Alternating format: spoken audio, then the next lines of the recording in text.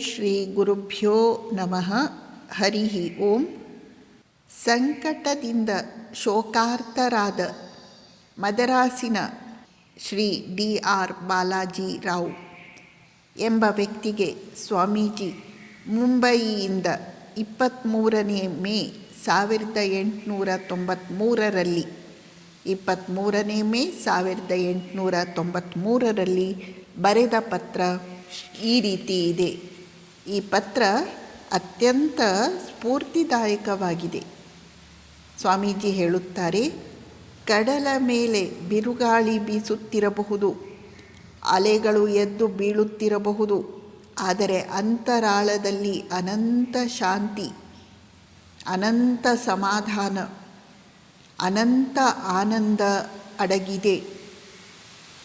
ದುಃಖಿಗಳೇ ಧನ್ಯರು, ಏಕೆಂದರೆ ಅವರಿಗೆ ಭಗವಂತನ ಸಮಾಧಾನ ಸಿಗುತ್ತದೆ. ಅದು ಏತಕ್ಕೆ?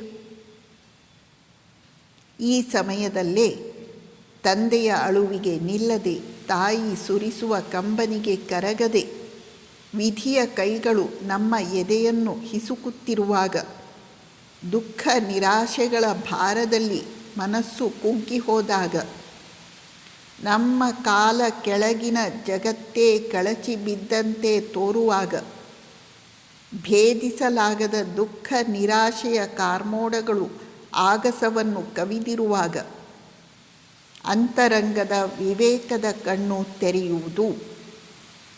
ಅಂತರಂಗದ ವಿವೇಕದ ಕಣ್ಣು ತೆರೆಯುವುದು, ಮರುಕ್ಷಣದಲ್ಲಿಯೇ ಬೆಳಕು ಹೊಳೆಯುವುದು. ನಮ್ಮ ಕಲ್ಪಿತ ಕನಸುಗಳೆಲ್ಲ ಒಡೆದು ಹೋಗುವವು. ಆಗಲೇ ನಾವು ಜಗತ್ತಿನಲ್ಲಿ ಅತ್ಯಂತ ರಹಸ್ಯವಾದ ಸತ್ಯದ ಎದುರಿಗೆ ನಿಲ್ಲುತ್ತೇವೆ. ಅನೇಕ ಕ್ಷುದ್ರ ವ್ಯಕ್ತಿಗಳನ್ನು ಮುಳುಗಿಸುವಂತಹ ದುಃಖದ ಭಾರವನ್ನು ತಡೆದು ನಿಲ್ಲುವವನೇ ಪ್ರತಿಭಾವಂತನು, ಶಕ್ತಿಶಾಲಿಯೂ ಸಾಹಸ ಪ್ರಿಯನು. ಇನ್ನೊಮ್ಮೆ ಹೇಳುತ್ತೇನೆ, ಅನೇಕ ಕ್ಷುದ್ರ ವ್ಯಕ್ತಿಗಳನ್ನು ಮುಳುಗಿಸುವಂತಹ ದುಃಖದ ಭಾರವನ್ನು ತಡೆದು ನಿಲ್ಲುವವನೇ ಪ್ರತಿಭಾವಂತನು, ಶಕ್ತಿಶಾಲಿಯೂ ಸಾಹಸ ಪ್ರಿಯನು.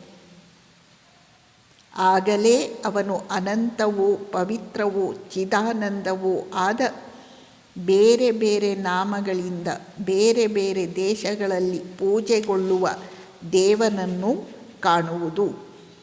ಸಹೋದರ, ಹಗಲು ರಾತ್ರಿ ಹೇ ಪ್ರಭು ನಿನ್ನ ಇಚ್ಛೆಯಂತಾಗಲಿ, ಹೇ ಪ್ರಭು ನಿನ್ನ ಇಚ್ಛೆಯಂತಾಗಲಿ ಎಂದು ಪ್ರಾರ್ಥನೆ ಮಾಡಲು ಮರೆಯಬೇಡ.